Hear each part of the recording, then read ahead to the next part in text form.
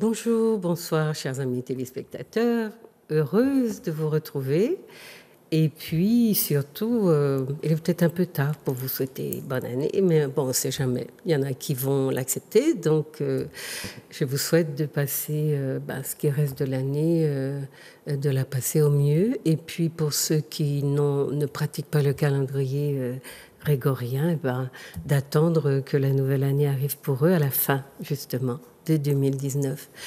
Voilà, aujourd'hui, j'ai le très grand plaisir de parler avec Monsieur Marc Séphil, qui est mon invité, pour vous, parce qu'il nous a commis un ouvrage très important dont on n'a pas entendu parler et qui m'a interpellée parce que je travaille moi aussi sur les relations raciales chez nous, dans nos populations, dans la Caraïbe, etc.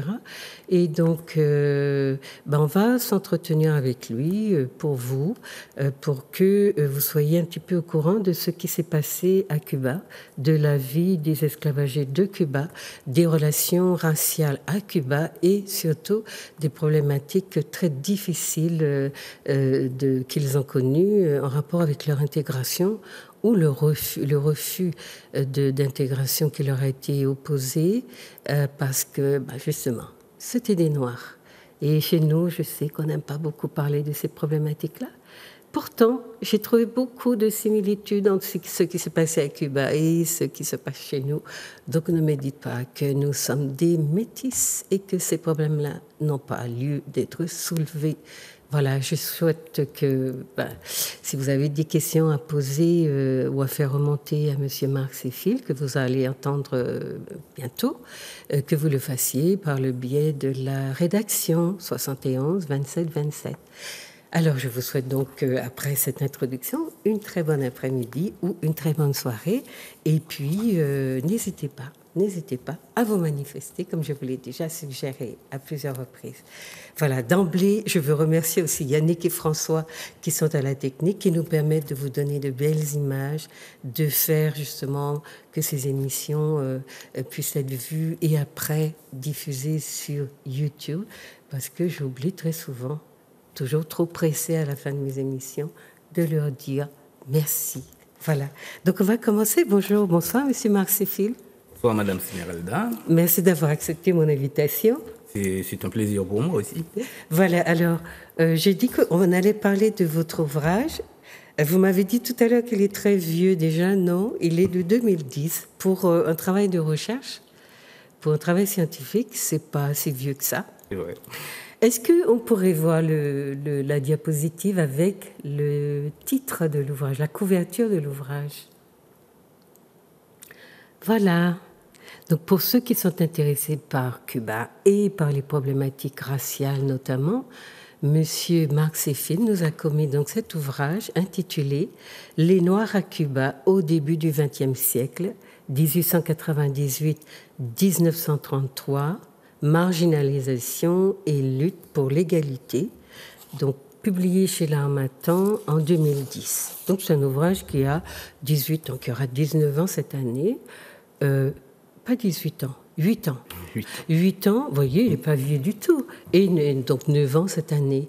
Et voilà, je vous en souhaite la lecture parce que c'est pointu, il y a énormément de détails. Et il y a surtout une vision de Cuba qu'on n'avait pas ou qu'on ne veut pas avoir à la Martinique. Donc je tiens à vous préciser que nous ne sommes pas là dans le cadre d'une propagande anti-Cuba ou anti-cubaine ou anti-cubiste. Nous sommes là parce que moi je travaille à partir des travaux scientifiques des nôtres ou des Africains aussi qui sont de passage et qui peuvent venir à l'émission. Mais voilà. Ma préoccupation, c'est essentiellement de discuter avec vous, de vous faire connaître aussi un certain nombre de travaux dont on ne parle pas pour X raisons. Et bien que ceux qui s'y sont consacrés y ont mis beaucoup de leur temps, de leur énergie, parfois de leur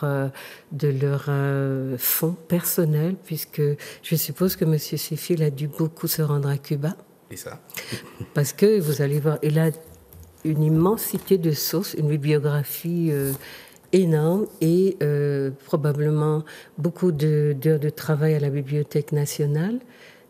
comment vous l'appelez, La Biblioteca Nacional José Marti. José Marti.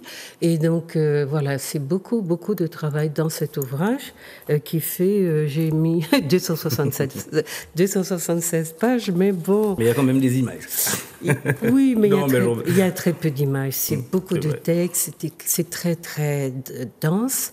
Et surtout, on est tellement accroché par ce qu'on découvre qu'on ne fait pas attention justement au fait que les caractères sont parfois un peu petits ou que le texte est très dense à lire parce que le contenu est formidablement intéressant. Donc voilà, vous avez étudié la période, les 3 premières décennies du XXe siècle. Donc on vous précise parce que c'est si vous voulez, les modalités d'approche de tous travaux scientifiques qui n'ont pas la prétention d'être exhaustifs. Donc c'est très important qu'on sache de quelle période il est traité dans l'ouvrage. Et en l'occurrence, la période étudiée va de 1898 à 1933, les 3 premières décennies donc, du XXe siècle. L'année 1898 par laquelle vous commencez, c'est l'année de l'indépendance cubaine. Voilà. Cuba est un pays qui a lutté pour son indépendance depuis 1868, puisque la première guerre d'indépendance cubaine commence en 1868, lorsque Carlos Manuel de Céspedes, qui est le père un des pères de la nation cubaine, oui, sonne le 10 octobre 1868, qui sonne qui va à son petit tocsin, puisqu'il a des esclaves, voilà. Il libère ses esclaves et il part en guerre d'indépendance. Et puis il y en a d'autres. Et puis alors, cette première guerre finit en 1878, ce qu'on appelle la Guerra de los Diez Et après, il y a une petite guerre qu'on appelle la Guerra Chiquita entre les deux. Et puis, la vraie guerre qui sera initiée par José Marti, et notamment parce que José Marti est exilé, mais par un noir, c'est lui Juan Gualberto Gómez, qu'on aura peut-être l'occasion d'évoquer tout à l'heure. La deuxième guerre d'indépendance donc, commence en 1895 et se termine en 1898, voilà, avec notamment l'intervention des États-Unis. Voilà. C'est la première grande... On en parle ces jours-ci avec une possible intervention des États-Unis au Venezuela, voilà, mais la première intervention impérialiste, on va dire, des États-Unis dans la Caraïbe se fait à Cuba. Et c'est après cette intervention qu'il s'approprie pour prendre Guantanamo, voilà, etc. Voilà. Donc, vous avez dit 3 choses importantes. Il y a 3 temps dans l'évolution de la situation des Noirs, en tout cas esclavagés. Il y a 1898 qui marque l'abolition de l'esclavage officiel. Non, alors l'abolition de l'esclavage à Cuba se fait en 1888. Donc 10 ans avant. 10 ans avant l'indépendance, on va dire. L'indépendance qui s'est soldée par un traité qui est signé à Paris, le traité de Paris. D'accord. Donc soit 10 ans après la première guerre d'indépendance. C'est ça. D'accord. Et vous parliez de Céspedes. 10 ans avant la première guerre d'indépendance. 1888. Oui, mais vous disiez que la première guerre d'indépendance a eu lieu... En 1878, oui, vous avez raison. C'est ça. Effectivement. Et vous parliez de Céspedes, qu'on considère comme l'un des pères de la nation, qui lui-même avait des esclavagés. Oui, voilà. Oui. Et, esclavagés, oui. Vous savez pourquoi? Oui. Voilà. Mais je ne me suis pas encore fait tout à fait. Non, il faut s'habituer. C'est comme pour tout, le goût des mots, la spontanéité nous arrive après parfois. Mais vous avez dit dans votre ouvrage que cette abolition pour laquelle Céspedes s'est battu n'a eu lieu que pour les parties centrales et orientales de Cuba. Ça veut dire que tout Cuba, toute l'île n'était pas concernée par cette abolition? Si, toute l'île a été. À partir de 1880. En fait, c'est un processus. 88. C'est pas une abolition comme celle que nous, on a connue. Même les deux abolitions que nous avons connues dans l'ère d'influence française, on va dire.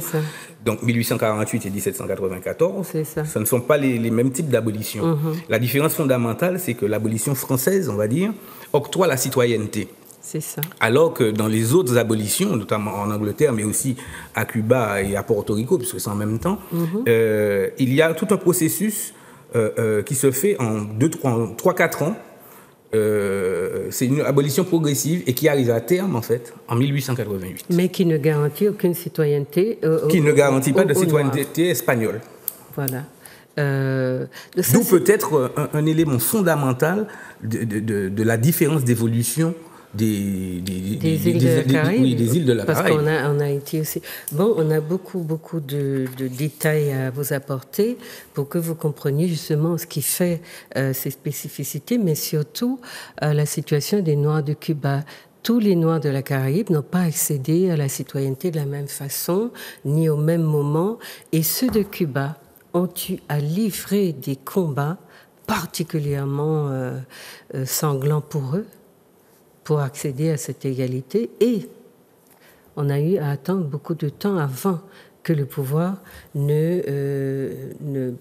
n'accepte que le Cubain, afro-cubain, est aussi un Cubain.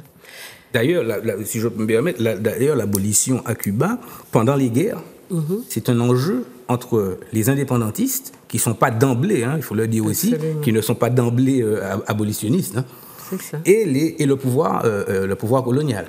Il y a qui est américain. Voilà. Non, à l'époque, qui est espagnol. Et il y a une espèce de jeu de, comment dire, créole chez nous, jeu de Welto, si vous voulez, un petit jeu. C'est un enjeu, quoi. Qui donnera l'abolition en premier pour pouvoir faire basculer les esclaves? Parce que les esclaves, eux, les esclavagisés, je vais y arriver. Ce qu'ils veulent, c'est la liberté. Bien sûr. Et il faut donc vous parlez beaucoup de leur aspiration à l'égalité raciale, en fait. Après, parce que oui, mais c'est un chemin. Dans un premier temps, c'est un chemin. On se bat pour la liberté, après pour l'égalité, et puis si on peut après pour la fraternité. Mais donc c'est à cette époque, il y a quand même, pendant la guerre d'indépendance, il y a quand même cet enjeu qui est très fort. Et finalement, les esclaves, les Noirs vont basculer du côté des indépendantistes définitivement, même après l'abolition, parce que on leur a promis, il y a une promesse quand même qui est faite par José Marti notamment, de faire de Cuba un pays où il n'y a pas de différence raciale. Oui, il l'a dit. Vous l'avez cité dans un article assez important de José Marti. En 1892, je crois, qui s'intitule Mi Raza, où il explique que Cuba, homme est plus grand que Cuba.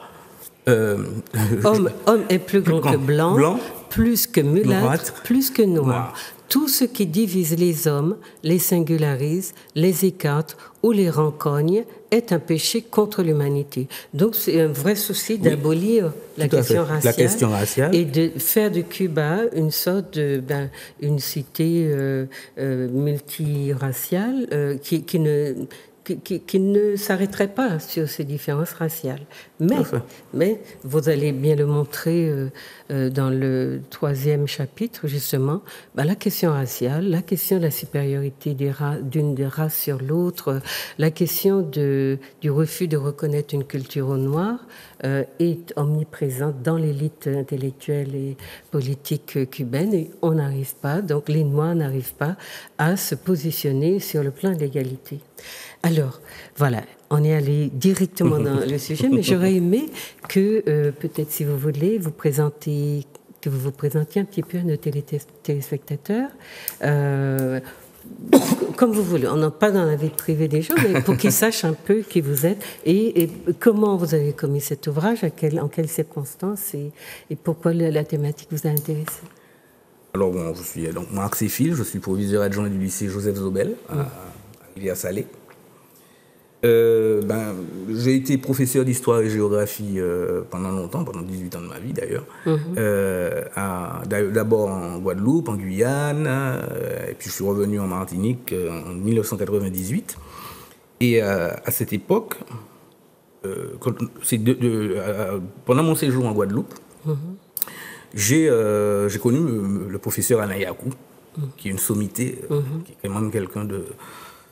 C'est vraiment l'une des personnes que j'ai rencontrées dans ma vie vous savez, il y a des gens qui vous changent la vie des fois. Et parce que je voulais faire un travail, une thèse, enfin, d'abord un DEA. Donc que j'ai fait avec lui. Et donc c'est le résultat du DEA. Et alors, on va dire ça. Donc, et avec monsieur et Lucien Abenon aussi, qui a été mon professeur à la fac, au campus. Donc nous nous sommes réunis et puis le professeur Alain Yakou m'a proposé ce thème. Alors c'est vrai aussi que j'ai eu connaissance de Cuba aussi. Cuba est rentré, on va le dire comme ça pour aller vite, est rentré dans ma vie par le fait que j'avais un copain organisateur de spectacle qui est aujourd'hui décédé, qui s'appelle Christian Mélien, qui faisait entrer des groupes de musique cubaine, de salsa cubaine. Et on a sympathisé un peu avec ces Cubains. Et voilà. Donc tout ça se fait dans la même période, si vous voulez, de ma vie. Et puis un jour, je vais à Cuba. Donc le professeur Alain Yakou m'en avait déjà un peu parlé, mais un jour, je vais à Cuba. La première fois même que je vais à Cuba, j'ouvre le Granma, qui est l'organe du Parti communiste. Parce que ce jour-là, le Parti communiste, ou bien 2 jours avant, le Parti communiste avait... c'est pas une propagande anticommuniste, hein, ce que je vais dire, je prends mes précautions aussi. J'ouvre le Granma et au milieu, on met la photo de tous les nouveaux élus. Ça fait pas, je vous dis, 98, 99, même 97 peut-être. Et je vois 2 noirs dans le truc, alors que dans la rue, je voyais beaucoup de noirs. Je voyais une société métissée, un peu comme nous, quoi. Enfin bon. Et ça m'a un peu étonné. Et puis, le professeur Yakou, j'ai commencé à lire, parce que lui, il a traité du problème, mais au début du 19e siècle. Et donc, j'ai commencé à m'intéresser. J'ai fait un DEA là-dessus. Et puis après, les aléas de la vie ont fait que je n'ai pas pu présenter la thèse, notamment aléas de la vie, c'est le décès de Lucien Abenon, puisque c'était lui, en fait, comme je suis historien et que M. Yakou était hispaniste, il me fallait un historien dans le jury de thèse, donc finalement je ne l'ai pas soutenu. Mais j'avais encore les documents, donc je me suis dit, allez, je vais les proposer à l'Harmattan. Donc il y a eu à faire un petit travail de défrichage pour que ça soit lisible. Et puis voilà, il est fait. Et je continue encore un peu la recherche sur ce thème. Mais bon, vraiment, c'est vraiment une passion, quoi. C'est pas mon boulot, c'est pas mon travail. C'est vraiment une passion. Et puis bon, on a commencé un thème, on le fouille pratiquement toute sa vie, si vous le savez. Ah oui, quand on est chercheur.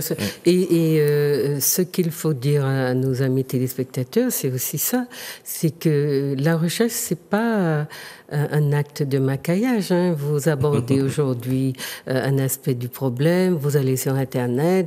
Non, la recherche, c'est vraiment l'histoire de toute une vie, parce qu'un objet, ce qu'on appelle un objet sociologique ou historique, n'arrête pas de dévoiler ou de se dévoiler sous des jours parfois qu'on n'aurait pas imaginé si on n'était pas tombé sur certaines sources, si on n'avait pas eu l'idée de se poser à soi-même. Et puis l'intuition, des fois, des intuitions. Le chercheur a beaucoup d'intuitions qui l'amènent à des hypothèses, et il s'agit après donc d'aller chercher la documentation ou le savoir là où il est pour vérifier ces hypothèses ou les infirmer, puisque le chercheur n'est pas là que pour dire oui, j'ai eu raison. Il peut dire j'ai eu tort.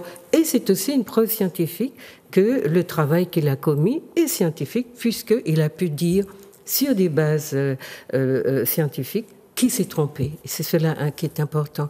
Donc, on comprend l'importance du travail que vous avez fait, et je me dis que notre société manque de tels travaux et que nous gagnerions peut-être à nous concentrer davantage sur des choses qui nous livrent de la connaissance de fond, d'une connaissance qui a du poids et qui nous permettent justement de nous fréquenter ou de de penser que nous nous connaissons, mais sur des bases, j'allais dire, à partir de considérations bien solides et non pas, le fonctionnement que je trouve très superficiel parfois que nous avons entre nous, parce que les nécessités d'une connaissance profonde changent aussi le type de rapport que nous décidons d'entretenir les uns avec les autres. Et souvent, nous sommes beaucoup dans la surface et nous aimons beaucoup aussi nous contenter de... Parce que ça nous demande bien sûr moins d'efforts intellectuels. Mais ça, c'est une exigence et vous venez de dire que vous n'avez pas fini, que ça reste une passion, donc que vous continuez à explorer. Et donc, on espère qu'on aura d'autres aspects. Oui, c'est d'ailleurs, petite anecdote, c'est d'ailleurs aux archives diplomatiques, parce que j'ai beaucoup consulté les archives diplomatiques aussi françaises, aussi, à Nantes et à Paris. Ils étaient à Paris à l'époque, au Quai d'Orsay. Et je tombe sur un document d'un consul de France à Santiago de Cuba, qui dit dans l'un de ses résumés, l'un de ses rapports à ses chefs, que il y a beaucoup d'Antillais guyanais, de Martiniquais et de Guadeloupéens à Santiago de Cuba au début du XXe siècle. Oui. On retrouve dans votre texte, oui. Et bien là, ces jours-ci, je me suis mis à aller chercher. J'ai cherché je suis allé consulter les registres consulaires de Santiago de Cuba et figurez-vous que entre 1900 et 1950, il y en a à peu près 500 Martiniquais qui ont émigré à Santiago de Cuba. Et ceux de la période de post-abolitionnisme, vous les avez trouvés puisque vous parlez d'une immigration de travailleurs antillais en dehors des Haïtiens et des Jamaïcains. Et vous parlez très brièvement, c'est vrai, de Martiniquais et de Guadeloupéens. C'est tout à fait. Et en fait, ils sont très recherchés, en fait, par la bourgeoisie de Santiago de Cuba. Parce qu'ils parlent français et puis ils ont le savoir-faire. Ils sont employés, beaucoup des employés de maison, beaucoup employés à la maison, et pas beaucoup dans les champs, les domestiques. Voilà, c'est ça. D'accord. Alors moi, je vais reprendre avec vous, chers amis. J'espère que vous comprenez. Ce qui nous importe, c'est toujours de rester pédagogique pour que vous compreniez, puisque nous parlons des Noirs de Cuba, comment leur histoire a commencé. Donc il s'agit bien d'une histoire d'esclavage comme chez nous. Complètement. Alors, cette histoire-là, elle a commencé à quelle période ? Disons que jusqu'au début du 19e siècle, il y a un esclavage à Cuba, puisque dès 1500, le début des années 1500, 1521, 1515, il y a déjà des esclaves noirs à Cuba. C'est ça. Et à Hispaniola. Donc, l'esclavage espagnol commence avec la colonisation, avec la fameuse controverse de Valladolid, qu'on connaît, Las Casas et tout ça. Et donc, Cuba, mais comme les colonies espagnoles ne sont pas des colonies de plantation, ce n'est pas une économie de plantation de canne à sucre, on va dire. C'est ça, au départ. Voilà, au départ. Oui. Et donc, l'esclavage ne se développe pas de façon exponentielle comme on le connaît dans nos îles et comme on le connaît surtout à Saint-Domingue à l'époque. Saint-Domingue, c'est la perle des Antilles et c'est le plus gros producteur pour la France. Et c'est le plus gros producteur mondial de sucre. Ce qui se passe, c'est qu'à la fin, lorsqu'arrive la révolution haïtienne, beaucoup d'exploitants, beaucoup de colons émigrent dans le sud de Cuba, dans l'Oriente, comme on dit. D'accord. Beaucoup émigrent en apportant notamment, et ils sont aidés en cela par les Espagnols, et notamment par un Cubain qui s'appelle Francisco Arango Pareño, qui est pratiquement un peu le ministre de l'Agriculture cubaine à l'époque. C'est pour faire des analogies, c'est pas son titre exact, mais enfin c'est un peu ça. Et lui, il veut développer. Ils ont compris très vite que la wine de Saint-Domingue pouvait bénéficier à Cuba, et notamment au sud de Cuba. Et ils vont même aider tout ça, l'ouverture. Mais les Américains aussi vont entrer dans cette branche-là. Complètement. Mais et donc, le fait de winer ça, c'était pour s'approprier toute la technologie, les caféières aussi, les caféiers aussi, tabac, dans le sud, le tabac et tout, tout ça. Tous ces grands propriétaires émigrent vers Cuba, et notamment dans la région de Santiago de Cuba, et commencent à ce moment, début du 19e siècle, commence vraiment l'industrie sucrière prend vraiment essor à Cuba à ce moment-là, et l'esclavage avec, parce qu'on on pense souvent que l'esclavage diminue lorsque la technologie de fabrication du sucre progresse, mais au contraire. Et c'est le professeur Alain Yacou qui l'a démontré. Au contraire, plus la technologie sucrière avance, plus on a besoin de bras, de main-d'œuvre, donc plus l'esclavage augmente. Et au milieu du 19e siècle, vers 1850, à peu près 1850-1852, il y a près de 500 000 esclaves à Cuba. C'est ça. Et c'est ce qui a commencé à faire peur d'ailleurs. Voilà. Et ça commence à faire peur. Ça commence à faire peur, notamment aux indépendantistes. C'est ça. Alors, on va revenir là-dessus. Donc, vous dites que les Africains déportés à Cuba, donc pendant l'esclavage, ont commencé à l'être vers 1515. Bon, j'ai trouvé la date de 1521. Oui. Voilà. Ouais. Mais c'est tout au début de la colonisation. Voilà. Et ils venaient donc de... je ne sais pas si vous avez des noms. Moi, j'ai trouvé Angola, Congo, Nigeria, Cameroun et Guinée équatoriale. Alors, c'est assez particulier parce que le système de déportation espagnol, l'Espagne n'est pas une nation, entre guillemets, négrière. L'Espagne utilise ce qu'on appelle l'asiento des Noirs. C'est une sorte de contrat qu'il passe avec des marchands et des bateaux, des capitaines, et aussi avec c'est aussi un enjeu, l'asiento des Noirs à un moment donné, entre l'Angleterre, la Hollande et la France. En fait, c'est un système où il y a un nom en français, en droit commercial pour appeler ça. C'est une sorte de passe-droit qu'ils donnent, mais eux, ils n'ont pas d'esclaves, ils n'ont pas de bateaux négriers. Officiellement. C'est pas un État négrier. Voilà, c'est pas un État négrier, ce sont les autres qui emmènent des esclaves. Et dans ce sens-là, justement, j'allais vous poser la question, comment était régi le système esclavagiste espagnol? Parce qu'ils n'avaient pas de code noir à la française. Non. Et c'est ce que vous êtes en train de dire. Ils avaient un système d'ordonnance royale. C'est ça. Et en fait, Colbert a très vite compris, qu'il fallait légiférer, entre guillemets, pour encadrer l'esclavage, donc d'où le code noir de 1685. Mais les Espagnols n'ayant pas beaucoup ça tombe aussi sous le sens, n'ayant pas beaucoup d'esclaves, donc il n'y a pas beaucoup d'enjeux à ce moment-là, notamment au XVIIe siècle. Puisque, par contre, lorsque au XIXe siècle commence à avoir beaucoup d'esclaves, on commence à légiférer. Il y a beaucoup de lois à ce moment-là. Parce que vous dites, oui, c'est même très, très serré. Voilà. Très regardant. Par contre, le code noir, et d'ailleurs le code noir carolin, comme ils l'appellent, est complètement copié du code noir français. C'est ça. Exactement. Donc ils n'ont pas fait œuvre ils n'ont pas beaucoup fait œuvre d'originalité en faisant ça. Pourquoi ? Parce que c'était pas des problèmes qui se posaient vraiment. L'esclavage posait des problèmes, mais c'était plutôt dans l'Empire espagnol, c'était plutôt le problème des indigènes jusqu'au 19e siècle. À leur extermination. Alors il y a deux choses que je voulais vous demander qui sont intéressantes parce que premièrement, vous avez commencé à écrire noir entre guillemets et après vous avez abandonné les guillemets. Et deuxièmement, vous parlez de blanc. Alors j'ai essayé de retrouver dans l'ouvrage, j'ai pas pu. Vous parlez de blanc natif entre guillemets et de blanc étranger. Alors j'ai bien compris que les étrangers c'était les Espagnols venus pendant la période de l'immigration organisée après 1898. Mais les blancs natifs, c'est quoi ? Parce que les noirs, à la limite, qui arrivent au début, ils sont pas natifs. Ils se reproduisent aussi à Cuba. Pourquoi ils n'héritent pas de ce qualificatif ? De natif ? Oui. C'est-à-dire que là, on se place résolument dans les sources.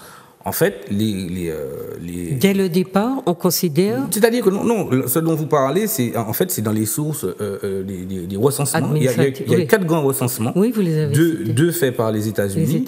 Et puis deux autres qui ont été faits par les autorités cubaines déjà indépendantes. Et on fait effectivement la différence entre les Noirs, les Blancs natifs, parce que en général, on sait où ils sont nés aussi. Parce que ce sont souvent des immigrés, des gens qui viennent souvent d'Espagne. Vous savez, à cette époque, le sud de l'Espagne est très pauvre, les Canaries sont très pauvres, et il y a une forte émigration dans ces zones rurales de l'Espagne, de la fin et puis il y a aussi la grande migration puisque l'Europe fait à ce moment-là sa transition démographique. C'est ça. Et donc, il y a une explosion démographique en Europe qui fait que vers le nouveau monde, comme ils l'appellent, notamment vers les États-Unis. Mais Cuba aussi n'échappe pas à cette vague d'immigration. Et l'Espagne fournit, et notamment les régions du sud de l'Espagne, Andalousie,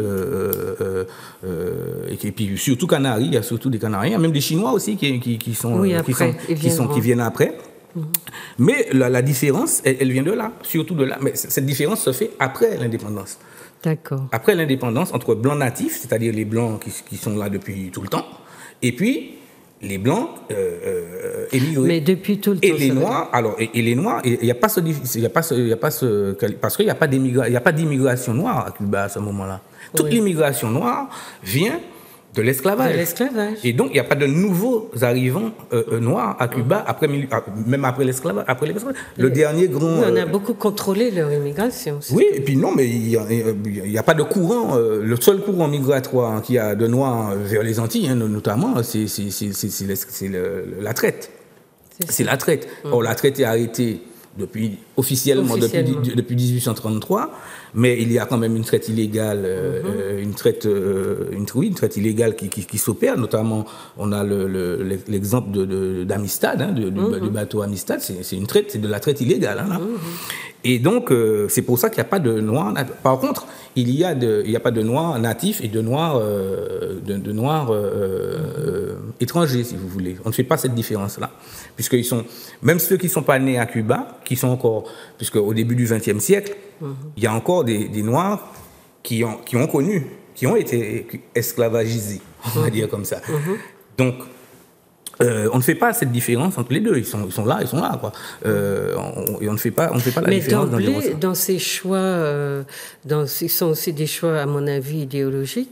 On décide de naturaliser la population blanche et de considérer que la population noire, eh bien, dans son statut d'esclavager, est une population d'importés, de gens qui... Or, en parallèle à cet esclavagisme, il y a des Blancs qui arrivent d'Espagne ou des Canaries et qui s'installent parfois après les Noirs. Tout à fait. Comme aux États-Unis. Complètement. Et c'est une immigration voulue, une immigration, pour reprendre une expression contemporaine, c'est une immigration choisie. Absolument. Donc, les gens croient que c'est qu'ils nous apprennent des choses nouvelles, mais nous, on a déjà tout expérimenté. Donc voilà. Donc il y avait cette histoire de Noirs, entre guillemets. Il y avait probablement une difficulté à nommer cette population. Alors, il y a ça aussi. En fait, pour comprendre, et je pense que c'est quelque chose qu'il faut dire... De couleur, de métis... Non, de couleur, je ne pouvais pas. Et puis, noir, en fait, j'ai commencé avec les guillemets pour noir, pour bien montrer que, en fait, ça évolue. Parce qu'au départ, et puis, dans les documents, dans les sources espagnoles, on ne fait pas trop la différence entre... Parce que négro, c'est négro. Négro, c'est ça. Négro, ça veut dire nègre. Comme aux États-Unis. Voilà. Mais ça veut dire aussi noir. Donc, vous voyez, il y a toujours... donc, dans les sources, il y a qui sont des sources... voilà, donc... C'est pour ça que j'ai mis le noir, entre guillemets, au début, parce qu'il y a un problème de définition de qui est noir. C'est ce que montre très bien Philippe Blérald, je crois, ou... Dans la négritude? Non, la couleur comme maléfice, c'est Bognol, oui, qui parle de la ligne de couleur. Oui. Parce qu'il y a beaucoup de noirs, en fait, il y a beaucoup de noirs qui se font passer pour des blancs. Ah, mais ça, c'est encore au recensement de 2000 aux États-Unis. Voilà. Le groupe des Noirs a diminué parce que des Noirs, entre guillemets, comme vous dites, se sont classés chez les Blancs. Oui, parce que, alors, aux États-Unis, il y a une différence fondamentale entre les États-Unis et puis, en général, toute l'Amérique du Nord. Il y a ce jeu un peu partout. Il y a un jeu. Oui. Oui, non, mais aux États-Unis, la règle, c'est c'est la règle d'une seule goutte de sang. Absolument, la tache. Voilà. Mais je l'ai retrouvé pour Cuba, hein, dans tout ce ça, que vous dites. Tout ça. La tache. Et c'est ça qui définit si vous êtes noir ou blanc. Voilà. Donc, si on vous trouve un ancêtre noir, vous pouvez avoir le phénotype blanc, le plus blanc possible. Mais vous êtes noir. Génotypiquement, vous n'êtes pas blanc. Voilà. Mais ce que j'ai trouvé intéressant, c'était d'ailleurs de voir que... elle bouge, la ligne de couleur. Elle bouge, et puis en fonction des cultures ou des civilisations, des pays, eh bien, il y a des choix qui sont opérés, qui sont très arbitraires, et qui portent justement sur une forte racisation ou une moins forte racisation, et on décide, par exemple, qu'une tache, un sang blanc, une tache de sang nègre, qui peut remonter à beaucoup de générations, peut vous ternir pour la vie entière, alors que pour d'autres, le phénotype blanc va être celui qu'on va accepter. Tout à fait. Et à Cuba, c'est ça. Et à Cuba, surtout quand le groupe des Blancs commence à diminuer. C'est ça. Et notamment à Cuba, donc aux États-Unis, c'est la seule goutte de sang, tandis que dans la Caraïbe en général, c'est le phénotype qui prime. Oui. Voilà, et puis aux États-Unis, ils sont moins regardants parce qu'ils sont en train de brunir sérieusement.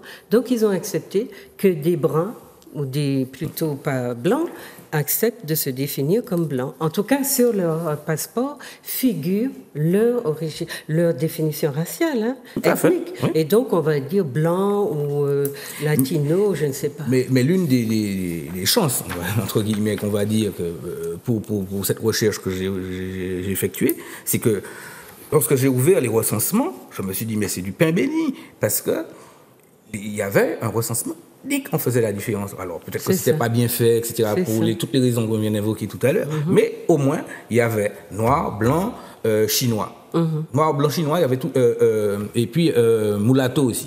D'accord. Donc, tout ça, il y a toute une taxonomie c'est Moreau de Saint-Méry qui met en place cette taxonomie. C'est Moreau, mais vous dites que malgré le fait on va y revenir parce que pour moi c'était intéressant aussi qu'on traite Cuba comme la population cubaine comme un groupe binôme avec alors que vous dites que malgré cette sorte de différenciation très grossière entre deux groupes qui seraient le groupe des Cubains, il y a quand même toute une taxonomie de race qui va du négro au moreno, au pardo, au trigueño, qui est plutôt blanc, etc. Et qui est, même dans la chanson cubaine, on la retrouve beaucoup, cette taxonomie. Tout à fait. Alors voilà, ce que je voulais vous dire, chers amis, c'est que ce qui m'a intéressé dans l'ouvrage de M. Céphile, c'est son champ d'étude, c'est-à-dire, donc je vais le citer, page 12, il dit c'est l'analyse de la place, du rôle et de la dynamique des populations noires dans la vie économique, sociale et culturelle à Cuba qui l'a intéressé. Et je voulais juste vous dire que, par rapport à ce dont nous venons de parler, qu'en France aussi, ici aussi, dans les archives, vous allez trouver au départ la définition, l'origine raciale aussi des personnes. Vous aurez négresse, vous aurez mulâtre, vous aurez, qu'est-ce qu'ils ont? Carteron, machin. Et puis quand il y avait aussi au départ, très longtemps, quelques mélanges avec des femmes caraïbes, on leur donne. Donc ce phénomène a traversé en fait tout le monde blanc qui a eu des esclaves noirs dans le Nouveau Monde. Alors, vous dites aussi une deuxième chose qui m'a intéressée, c'est donc la question de l'intégration des Noirs dans la construction nationale cubaine après l'indépendance, dans le contexte des rapports de race qui peinent assez ici au stade, donc à arriver au stade de la citoyenneté. Et ça, donc. Troisièmement, est étudié le processus par lequel les revendications des Noirs vont s'insérer dans des mouvements d'envergure nationale et de portée sociale qui déboucheront sur la révolution de 1933 à Cuba, et puis le mouvement des indépendants de couleur, le PIC, qui est vraiment quelque chose de remarquable parce que ils iront jusqu'à être massacrés pour défendre et porter cette idée d'égalité. Et quand ils ne vont pas pouvoir y accéder, ils vont faire le détour par l'identité culturelle pour essayer de s'imposer dans la société. Et ça, pour moi, ce sont des thématiques formidables qui posent vraiment des problèmes de fond. Et qui nous ressemblent. Ah, mais terriblement, c'est pour ça que nous ressemble. C'est pour ça que ça m'intéresse. Alors, dites-nous en quelques mots, parce que pour moi, le cœur et dans tout le texte que j'ai lu, j'étais à la recherche de cette substance-là. On fait une recherche sur Cuba ou même sur nous-mêmes qui va porter sur des spécificités. C'est pas pour dire qu'on a les couleurs, les machins, c'est au fond comment des groupes comme ça qui sont empêchés de s'exprimer, d'exister, parce que à tous les niveaux, vous revenez à la question de la participation du noir à l'identité nationale cubaine. Parce que c'est une promesse. Marty l'a fait, vous l'avez lu tout à l'heure. C'est une promesse de l'indépendance. Tout à fait. L'armée Mambi, qui fait la guerre d'indépendance, est composée à 85% de noirs. Le Mambi, il a comme arme, il n'a pas de fusil. Enfin, il a un fusil, mais son arme principale, c'est El Machete. C'est ça. C'est la machette cubaine, vous savez, avec le haut coupé, avec le bas très. Voilà. Et c'est ça, ils se sont battus comme ça. C'est ça. Et d'ailleurs, les grands généraux noirs, Antonio Maceo, le plus emblématique, est un mulâtre. Enfin, il est considéré. Il a une grande statue à Cuba. Ah oui, il a une grande statue à Cuba d'ailleurs, la ville du Lamentin lui rend hommage aussi, en ayant la place Antonio Maceo. Antonio Maceo est quasi déifié par ces gens, parce que c'est la promesse que leur fait Marty, que leur fait... mais quand l'indépendance arrive, quand l'indépendance est gagnée, eh ben, ils constatent que ça continue comme avant. C'est ça. Qu'il n'y a pas d'égalité, que dans les écoles, enfin tout ce qui fait, toutes les discriminations, tout ce qui fait les discriminations que l'on connaît encore aujourd'hui, et puis surtout les représentations mentales sont aussi imprégnées de beaucoup de discriminations, beaucoup de préjugés et de stéréotypes négatifs. Enfin, j'en ai mis quelques-uns dans le livre. Non, il y en a beaucoup. Il y en a quelques-unes. Bon, on voit les caricatures, comment ils sont représentés. Enfin, donc la promesse d'indépendance n'est pas tenue. Elle n'est pas tenue. Vous dites qu'il participait à la guerre de libération nationale parce que cette participation posait les jalons de l'égalité raciale entre Noirs et Cubains blancs, Cubains noirs et Cubains blancs. Et puis, cette égalité était censée s'obtenir par le dépassement du péril noir, puisqu'il y avait eu Haïti avant, qui avait fait très peur aux Espagnols, mais aussi aux Américains qui vont revenir après, et qui viennent avec toute leur idéologie raciste, ségrégationniste, qu'ils appliquaient d'ailleurs chez eux. Donc, les Noirs sont déçus. Et c'est ça qui nous intéresse. Oui, c'est cette déception qui fait que, en 1912, c'est une figure aussi emblématique entre 10 et 12, de Cuba, et Evaristo Estenoz, qui est un Mambi, qui s'est battu pendant la guerre. Il était général dans une des guerres. Il n'est pas arrivé général, il est arrivé commandant ou. D'accord, il avait un poste honorifique dans l'armée, oui. Et donc, il demande, quand les partis politiques commencent, il y a une vie politique qui reprend à Cuba au début du XXe siècle. Tout naturellement, il demande sa place dans les partis qui sont en train de se créer. Il ne va pas d'emblée créer un parti noir. C'est parce qu'on refuse aux Noirs une participation proportionnelle à leur poids dans la population, dans les partis politiques et donc dans les postes électifs. Un exemple tout bête, Quintín Banderas, qui est un général qui a fait les 3 guerres d'indépendance. Depuis 1868, le monsieur se bat pour l'indépendance cubaine. Quand arrive la fin de la guerre, il n'a pas de travail. Et on ne lui donne pas de travail alors qu'il a de ses battus. Finalement, il va vendre du savon. Il va demander au président Estrada Palma, à ce moment-là, qui est président de la République, il va lui demander un travail même de concierge, ou on ne lui donne pas de travail, alors qu'il s'est battu pour l'indépendance. Donc ça, c'est un exemple, c'est pour montrer que même un gradé. Et donc, Estenoz, à ce moment... On a ces frustrations énormes aussi chez les Afro-Américains. Tout à fait, tout à fait. Et donc... Donc à l'école, leur participation n'est pas reconnue. N'est pas reconnue à sa juste valeur. Voilà, donc ils se sont sacrifiés pour rien. Voilà. Et en désespoir de cause, vous avez donc, ce monsieur Estenos qui crée le parti des indépendants de couleur, le PIC. Le PIC, il crée le PIC en 1906.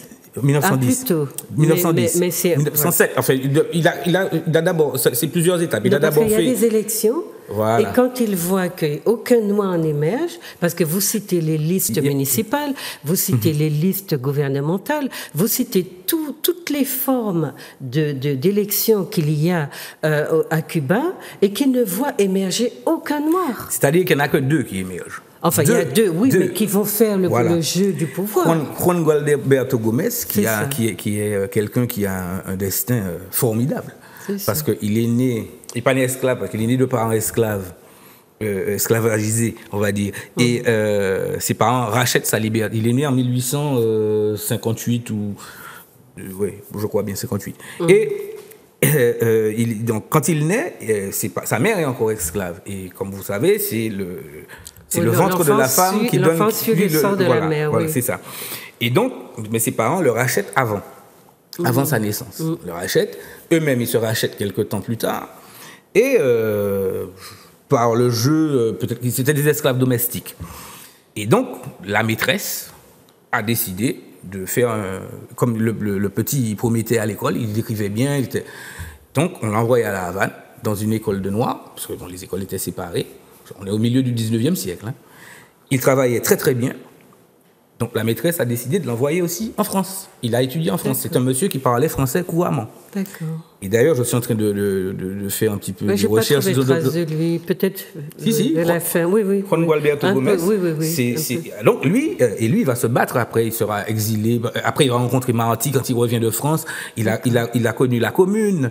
Il a connu tous les grands bouleversements de l'ère industrielle en France à ce moment-là. Quand les présidents de la République en armes, comme on dit, vont en France chercher des subsides pour continuer la guerre d'indépendance, la première, celle de 10 ans. C'est lui qui traduit les textes, parle français couramment. Il sera exilé.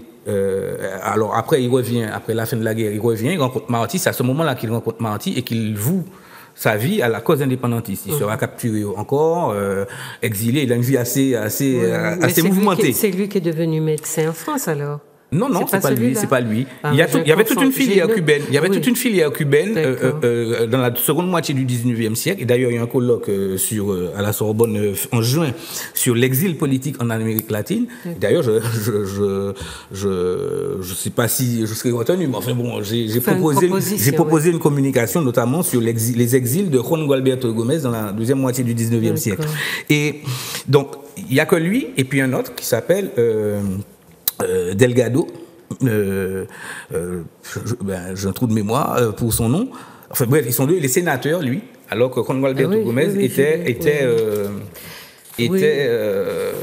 était lui député. Parce que c'est un système bicaméral. Mais vous dites que... Et donc, il n'y a que 2 Noirs qui émergent. Il n'y a que 2 Noirs qui émergent, mais qui sont dans la même perspective d'empêcher un rassemblement des Noirs en tant que Noirs. Ils doivent pouvoir composer, trouver leur place, puisque vous dites que c'était en fait C'est l'amendement Moruya-Delgado. Non, mais ça permettait aux Cubains de se conforter ou conforter leur mythe de l'égalité raciale, et du fait que ces deux-là avaient réussi, on considérait qu'ils étaient la preuve. Donc ils servaient de vitrine. Ils servaient de vitrine, de prétexte à la société blanche qui, de cette façon-là, refusait de voir qu'elle faisait subir une ségrégation absolument qui marginalisait les Noirs. Et de ce fait-là, ces 2 Noirs qui sont la Libye du pouvoir vont jouer dans la vie des Noirs un rôle absolument, surtout celui qui est sénateur. Moruya Delgado, j'ai retrouvé son nom. Tout à fait. Moruya Delgado. Et c'est d'ailleurs lui qui signe l'amendement. Exactement. Qui interdit qui fait voter l'amendement contre le Parti noir. Mais et l'argument qu'il faisait valoir, c'est-à-dire qu'on était dans une république où il y avait l'égalité raciale, parce qu'il faut quand même souligner que c'est vrai qu'ils n'ont rien eu, les Noirs, mais dans la Constitution cubaine, la Constitution de 1902, qui est la première constitution cubaine, l'interdiction de la discrimination raciale est bien inscrite dans cette constitution. Mais bon, c'est du papier. Voilà, c'est du papier et de l'encre. C'est de l'écrit. Mais ce qui est intéressant donc, dans la façon que vous avez eu d'amener le sujet, c'est d'abord de voir que les Noirs de Cuba n'auraient pas cherché, parce qu'il y avait une pression aussi de la société blanche, qu'elle fût espagnole ou américaine, et puis des Noirs qui étaient intégrés au système, pour empêcher justement que le modèle d'émancipation envisagé soit calqué sur Haïti. C'est-à-dire que des Noirs se regroupent entre eux et tout le temps, tous les massacres que vous décrivez sont venus du fait que les Blancs ont décidé que chaque fois qu'un Noir parlait à un Noir, il était en train de comploter contre la société blanche. Il y avait une certaine psychose qui s'était établie au moment où Evaristo Astenos, pour revenir à lui, s'est soulevé. Mais ce contexte ségrégatif, il est aussi amené par les États-Unis. Parce que c'est quelque chose, c'est une indépendance frustrée, comme disent les Cubains.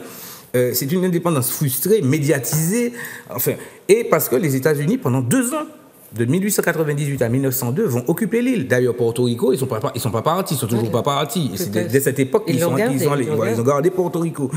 Et Cuba, ils partent, mais ils imposent quand même ce qu'on appelle l'amendement Platt, et c'est l'un des premiers actes mais c'est pas l'amendement Platt est plutôt politique, mais ils imposent aussi un modèle de société. Et ce modèle de société qu'ils imposent, c'est un modèle de société de la ségrégation, qui est légalisé, d'ailleurs, ironie de l'histoire, ironie des dates, qui est légalisé en 1898 par la Cour suprême des États-Unis.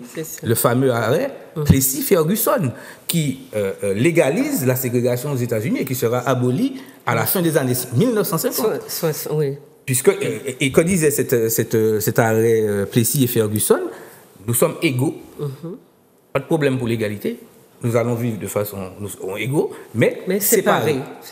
Et c'est l'arrêt, et donc cet arrêt Plessy-Ferguson, bon, il n'y a pas l'équivalent. Il n'y a pas l'équivalent à Cuba, parce que dans leur constitution, ils mettent mais dans la pratique, c'est ce qui il y a quand même, il y a cette peur, et puis il y a aussi cette forte chez les États-Unis, il y a aussi ces forts préjugés qu'il y a envers les Noirs. Quand on voit les sources de Roosevelt, comment il traite les Noirs, comment le Leonard Wood, qui est le commandant, enfin le général d'occupation à Cuba, comment il parle des Noirs, je l'ai un peu dit. Mais vous parlez de l'imaginaire, des Américains qui ont Jim Crow, qui ont la conviction qu'il y a une hiérarchie des races et que les Anglo-Saxons sont au sommet, etc. Et l'élite cubaine aussi qui partage cette vision-là du monde. Donc le noir est spontanément inscrit dans une logique infériorisante et tout ce la seule place, parce que vous parlez beaucoup de la place qu'on veut lui donner, qu'on lui reconnaît, c'est celle d'être ouvrier agricole, main d'œuvre à bon marché, qu'on exploite comme on veut, et qui n'a pas à l'ouvrir, qui a à accepter la place qu'on lui donne. Il doit rester à sa place. À sa place. Or, vous voyez, dans tout ce que vous décrivez, tout le process de frustration, donc participer à la guerre pour dire que nous sommes Cubains, nous avons droit à l'égalité, parce que nous sommes battus, nous avons libéré notre pays pour ça. Et c'est tellement fort ce sentiment national qu'ils ont, les Cubains, c'est que Marcus Garvey, qui fait sa tournée à l'époque, dans les années 20, début des années 20, va à Cuba. Parce qu'il est Marcus Garvey est allé pour le panafricanisme et il fait le tour de toute la Caraïbe. Et il va à Cuba. Et à Cuba, on lui explique que ces thèses panafricanistes ne vont jamais prendre là. Ça va prendre ailleurs, ça va prendre. Mais là, à Cuba, ça ne va pas prendre parce que le Cubain noir a le sentiment national, d'appartenance nationale très fort. Moi, je pense qu'on le lui a inculqué, mais ça ne fait rien. Parce que vous citez Nicolas Guillen, qui est considéré comme le chantre de poète national. Poète national, le chant de l'afro-cubanité, qui refuse de considérer la cause noire en termes de négritude, qui en parle en termes d'afro-cubanité. Et vous avez ce refus aussi, par peur du péril noir, ce refus aussi de considérer que les Noirs pourraient constituer une société dans la société. Et vous allez voir dans tout ce que vous décrivez sur les formes de discrimination, qu'elles fussent gouvernementales, municipales, politiques, syndicales, religieuses, scolaires, toutes les formes que vous décrivez avec force détail nous montrent que la préoccupation des Blancs de Cuba, c'est bien de juguler, de contenir ce groupe, puisque sur le plan démographique, il ne va pas pouvoir se développer. Et toutes les fois que vous nous parlez, aujourd'hui, j'ai essayé de trouver les chiffres, toutes les fois que vous avancez des chiffres, vous montrez que le taux de natalité chez les Blancs est au moins 3 fois plus fort, plus élevé que chez les Noirs. Le taux de mortalité, par contre, est 3 fois plus élevé chez les Noirs que chez les Blancs, que le taux de fécondité est beaucoup plus élevé chez les Blancs. Enfin, un tas d'indices qui nous montrent que cette population, elle est comprimée et qu'elle n'arrive pas à s'ouvrir, et même quand elle voudrait, les conditions de vie qu'on lui fait font qu'elle ne peut pas s'épanouir ni se développer au-delà. Et donc, quand on regarde les chiffres nouveaux, de 2018, je trouve que, par exemple, les Cubains sont 11 millions et quelques. 11 millions. Et que 11 000, oui, c'est ça.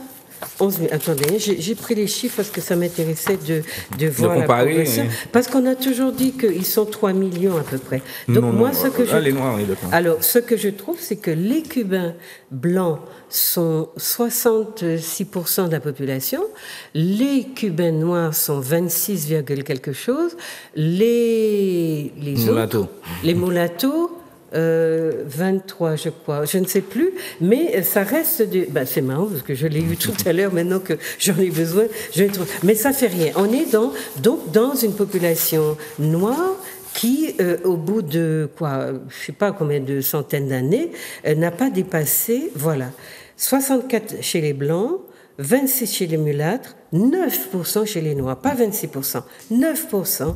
Donc, alors qu'au début du siècle, ils étaient pratiquement un tiers. Voilà, et donc Cuba est considéré comme un pays de Blancs. Ils sont 11 239 445 habitants. Donc, Cuba... Mais je pense aussi qu'il y a beaucoup de fausses déclarations dans tout ça. D'accord. Parce que quand on est dans la rue, on voit très bien comment ça se passe. Mais on a parlé effectivement de gens qui sont... Et puis ça dépend d'où on est. Quand vous êtes à Santiago de Cuba, vous êtes dans la partie noire. Oui, la force. D'ailleurs, je voulais dire à nos téléspectateurs que quand vous parlez de Oriente, quand vous voyez Cuba ressemble un peu à un crocodile, eh bien, les Noirs sont beaucoup concentrés au départ dans la queue du crocodile, cette partie qu'on appelle l'Orienté. Donc, voilà, pour vous dire un petit peu comment les choses se sont passées, c'est une population aujourd'hui qui représente 9%, c'est-à-dire peut-être autour de 3 millions, mais pas nécessairement parce qu'elle n'avait pas les moyens de s'agrandir, parce que par toutes les formes de discrimination qu'on lui a imposées, elle s'est trouvée dans une sorte de corset, et toutes ces luttes ont été menées dans le souci d'être reconnue ou de faire partie d'eux, d'être intégré à. C'est ça. C'est toujours ce ne sont pas des revendications séparatistes. Exactement. Ce sont pas alors, c'est vrai qu'à un certain moment, on a cru que l'Orienté que Cuba serait coupé en deux, si vous voulez, notamment durant la révolution de 1933, la révolution précursora, comme ils l'appellent. Mais bon, ça n'a pas eu lieu. Parce que, bon, c'est vrai que dans l'espace, c'est bien inscrit aussi. beaucoup de Noirs dans l'Orienté, dans le Sud. Et puis, mais c'est cette ségrégation raciale qui a fait que... Non, mais oui, enfin, c'est spatial, oui. Mais c'est-à-dire que moi, je pense que ça... enfin, pas je pense, l'explication, c'est que beaucoup c'est formé de beaucoup d'Haïtiens. Oui, c'est beaucoup d'Haïtiens avec l'économie. Voilà, de Jamaïcains aussi, qui sont beaucoup venus et qui ont fait souche, qui sont restés aussi. C'était ça l'apport, hein, un petit peu. Mais ce que vous disiez tout à l'heure, c'est exactement ça. C'est-à-dire qu'on n'a jamais voulu, ils n'ont jamais voulu. Par exemple, Esténos, quand il fait son soulèvement en 1912, c'est pas pour créer un État noir. Absolument. C'est simplement pour demander d'avoir des élus noirs. Qu'il y ait des élus noirs et qu'il crée un parti de noirs, le parti des indépendants de couleur. D'ailleurs, il dit, je suis sûr qu'avec le parti qui ne regroupe que des Noirs, nous allons faire émerger plus d'élus noirs que dans toute la société cubaine, avec tous ces partis qui auraient la possibilité d'en faire émerger et qui ne le font pas. Donc, c'est vrai, la volonté, elle est vraiment intégrationniste. Elle est vraiment celle de travailler sur l'égalité raciale pour être une composante reconnue.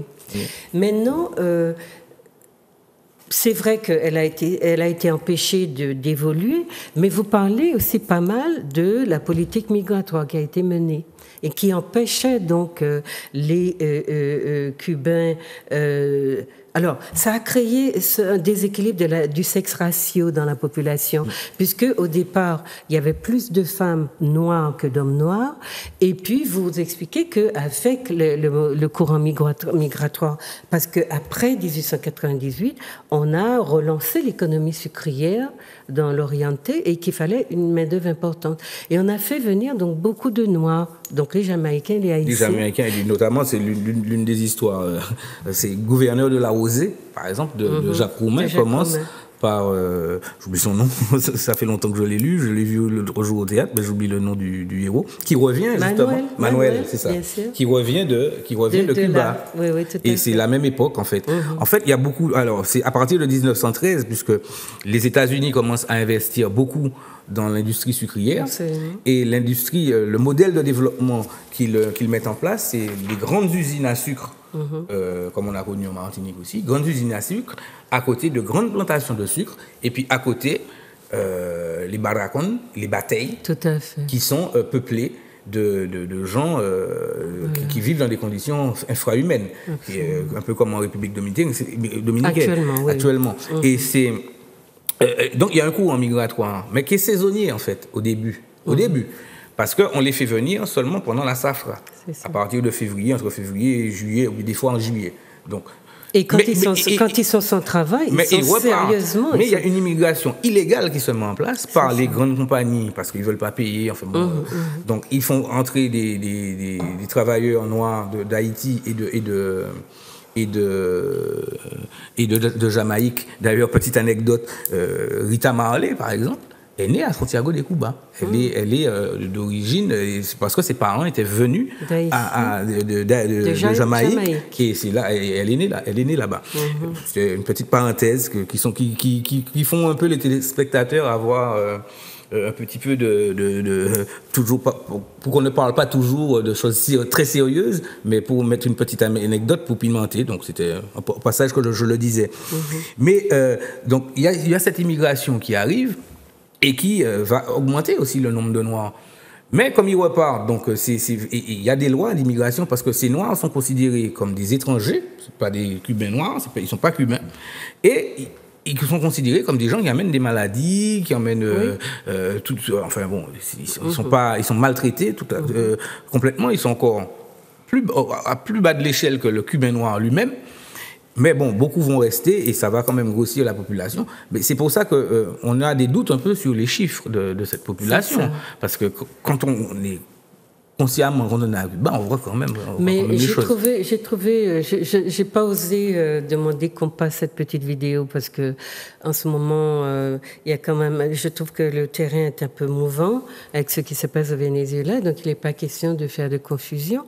Mais ce sont des Afro-Cubains ou des personnes qui se considèrent comme d'origine afro-cubaine qui disent que la population cubaine est au moins à 60% elle a un apport africain, enfin dans son génotype africain, à au moins 60%. Et ce sont des chiffres, bien sûr, qui sont contestés, puisque la légende veut que le Cubain soit essentiellement blanc. Voilà, donc c'est un vestige en fait d'une vision, d'un imaginaire racialiste, etc., et des formes de domination qui ont existé sur l'île après l'abolition de l'esclavage ou de l'esclavagisme. Donc ils font, mais il y a d'autres choses. Vous voyez, l'heure passe tellement vite, mais le livre est tellement dense, chers amis. Il faut le lire parce que beaucoup de choses nous concernent dans cet ouvrage-là. Beaucoup, beaucoup, beaucoup. Vous voyez qu'il ne faut pas parler de Noirs à la Martinique. Je ne sais pas si il y a très longtemps que les Noirs ont émergé dans notre société. D'ailleurs, il y a encore beaucoup de difficultés à ce sujet-là. Alors, vous parlez vous dites, j'ai noté, je crois que c'est, bon, je ne sais plus quelle page. Vous mettez beaucoup l'accent sur la façon, donc d'abord ce combat, parce qu'il y avait Nicolas Guillen, je crois, qui... Oui, il y a donc la question de la négritude, telle qu'elle a existé chez nous, n'aurait pas existé à Cuba. N'aurait pas existé. Mais c'est-à-dire que moi, je vois le problème différemment. C'est-à-dire que je vais me faire taper sur les doigts aussi. Enfin bon, on est là aussi pour émettre des hypothèses. Fondamentalement, je pense qu'après avoir étudié... Bon, je ne suis pas un spécialiste de la négritude césarienne et de Senghor. Ce qu'on connaît. Mais je crois qu'objectivement, on peut dire que la négritude est vraiment née à Cuba et à Harlem. Je ne veux pas dire que Césaire et Senghor ont plagié, c'est pas ça. Mais pourquoi pas? Non, mais c'est pas du plagiat, c'est-à-dire que en même c'est dans l'air du temps. Voilà, c'est ça. Le noir se découvre à ce moment-là. Il comprend sa domination. Tout à fait. Et donc les pères de la négritude, on va dire françaises, pour aller vite, dans l'ère francophone, c'est eux. Mais les pères de la négritude, au niveau mondial, je ne crois pas que ça soit eux. Non, mais je suis d'accord avec vous. Et moi, je pense vraiment qu'elle est née. Alors, il y a deux gros foyers où ça naît vraiment au début, c'est Harlem et à Cuba. Et Césaire est très imprégné de ce qui se passe. Complètement. D'ailleurs, il y était. Mais donc, cette forme la trajectoire que les Noirs de Cuba ont empruntée pour éviter, entre guillemets, l'écueil de la racisation, c'est-à-dire de n'être que des Noirs entre soi. Donc, une société dans la société, de concevoir qu'on peut très bien, en étant ce qu'on est, participer de la nation. Ça, ce combat-là, il est extraordinairement bien Alors, décrit. il est mené, oui, d'abord par la lutte armée. Et par des gens qu'on va massacrer. Vous parlez en 1912, entre 3 et 6 000 morts. 6 000, oui. On évalue entre 3 et 6 000 morts. Ça dépend des sources, bien sûr. Et voilà. Et le consul, par exemple, le consul Henri Bouirois, qui est le consul de France à l'époque à Santiago de Cuba, il écrit dans son rapport... Je crois qu'on a sonné le tocsin de la Saint-Barthélemy des Noirs. Des Noirs, voilà. Je tremble pour cette chair noire. On coupe des têtes, on coupe des oreilles à la machette. Mais d'ailleurs, quand on lit tout ce que vous racontez sur cette période, on est... c'est très douloureux. Et pendant longtemps, cette histoire a été occultée dans l'historiographie cubaine. Il y a eu très peu de... C'est dernièrement qu'on l'a beaucoup... Mais je peux comprendre parce que c'est une histoire tellement horrible que, en plus, elle mérite d'être racontée. C'est pour ça que je dis que le mythe de la cubanité, de la société métisse, du rythme afro, de tout ça, et en même temps que vous dites ça, qu'ils sont restés une minorité, qu'on n'a pas arrêté de les stigmatiser, de considérer qu'ils étaient sans culture, qu'ils n'avaient rien apporté à la société cubaine. Leur grande revanche. Puisque vous avez utilisé le concept de transculturation. De je ne sais qui. De Fernando Ortiz. Fernando Ortiz, voilà. Pour dire que, en fait, ce sont les Cubains qui leur auraient donné, les Cubains blancs, et la société cubaine est tellement imprégné de son africanité qu'on se dit que quelque part les Cubains blancs se sont africanisés, tout à fait. Non, mais ils se sont fourvoyés, parce que je veux dire, ça crève les yeux, c'est tellement fort, et puis cette musique, ces rythmes, etc., qui donne à Cuba tout son charme, et qui lui fait vendre aujourd'hui tellement bien son pays, parce que les gens viennent chercher de la danse, de la musique, et la cuisine, etc. Enfin, tellement de couleurs, de choses, d'artisanat. Quand vous allez vous demandez aux Blancs, mais où est l'artisanat blanc? Vous voyez que de l'artisanat noir, même si ça vient aussi de Haïti en partie. Mais enfin, voilà. Ça, c'est une histoire extraordinaire. Et il y avait, lorsque vous décrivez l'assassinat de comment il s'appelle? Esténoz. Ce qu'on a fait de lui. C'est terrible. Quand vous et puis, on va exposer son corps comme oui, des exemple. Mouches, tout ça. Bon. Mais la foi, comment vous dire ça? De gens dont on dit qu'ils sont inférieurs, etc. Cet exemple de combativité, de dignité humaine, parce que au fond, ils se battent pour quoi? Ils se battent pour être reconnus comme des Cubains à part entière. Ils ne demandent pas la fortune.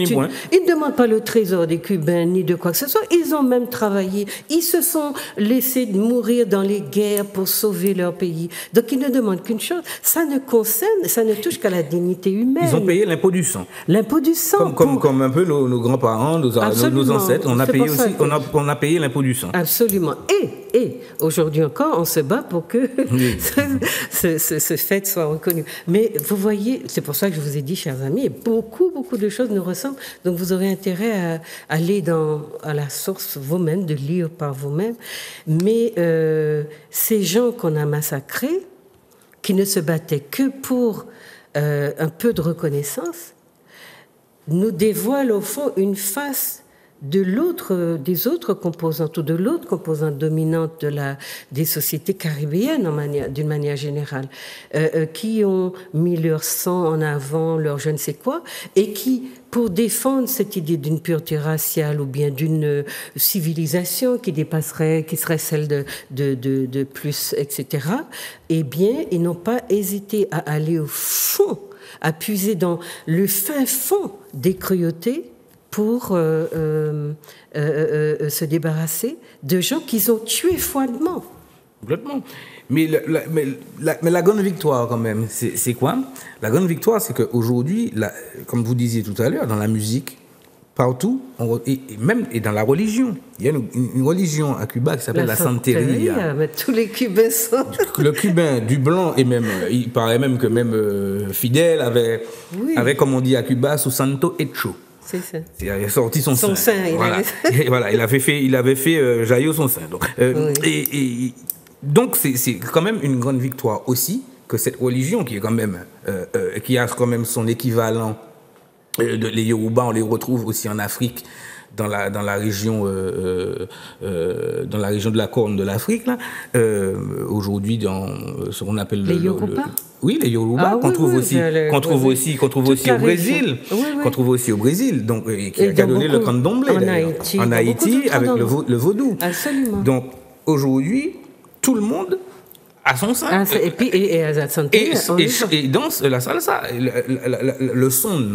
La rumba, tout ça, c'est né dans les solars de la Havane. Voilà. Et tous les grands musiciens. Alors on n'est pas. Alors après, il faut peut-être pas tout le temps faire l'apologie que des musiciens et que des sportifs. Il y a eu aussi de grands intellectuels. Absolument. Il y a eu Gustavo Urrutia, qui est pratiquement l'équivalent cubain du grand poète américain noir qui s'appelle Langston Hughes, avec qui il a beaucoup échangé.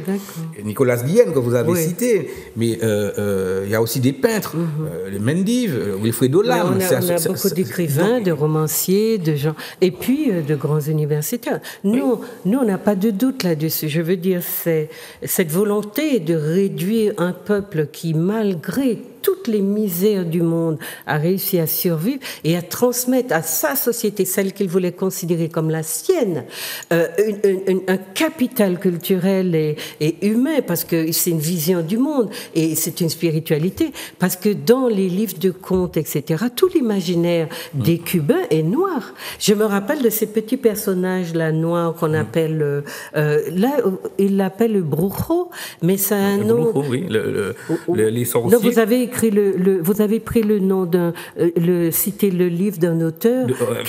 Fernando Ortiz, Los Negros voilà, Brujos. Qui s'appelle Los Brujos. Et d'ailleurs, Fernando Ortiz, c'est aussi Rampa Afro-Cubana, Los Negros Brujos. Mais c'est son premier livre. En fait, Fernando Ortiz, il est quand même emblématique de l'évolution.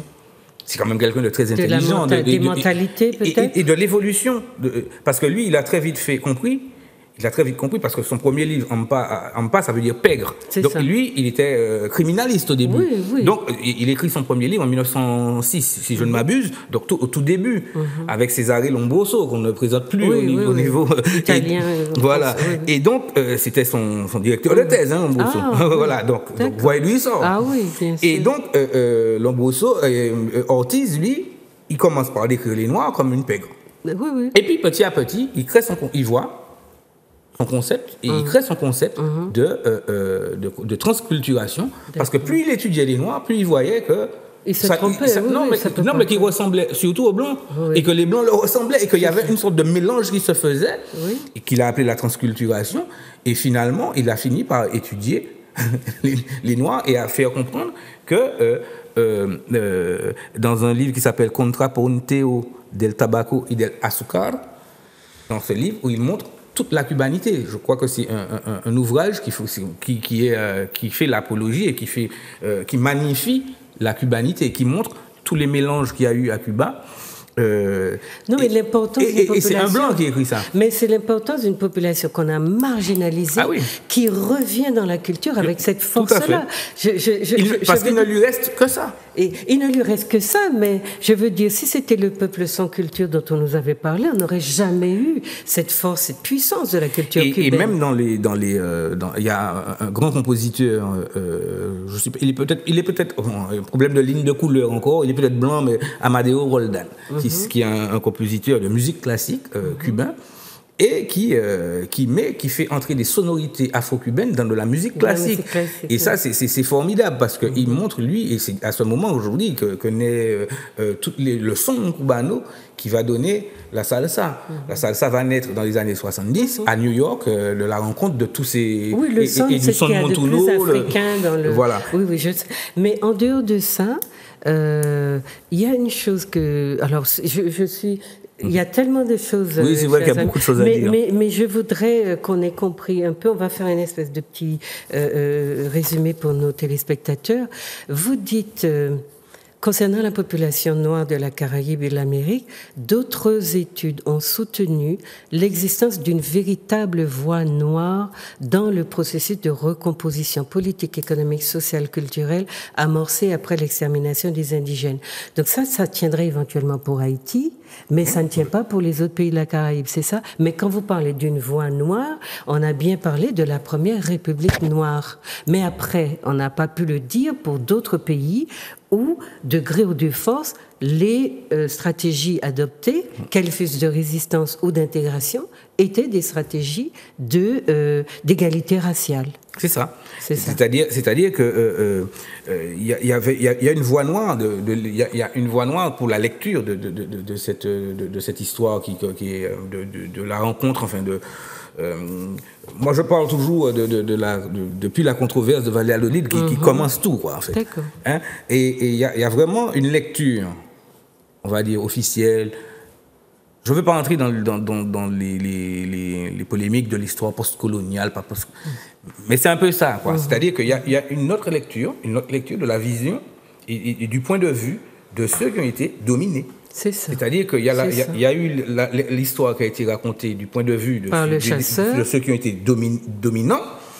Il faut aujourd'hui écrire l'histoire du point de vue de celui qui a été dominé. Et voir quelle stratégie de résistance il mettait en place pour aller plus loin et lutter contre la marginalisation dont il était victime. Oui, et puis en fait, ce que ça révèle dans la façon aussi d'amener le sujet, c'est que ce sont des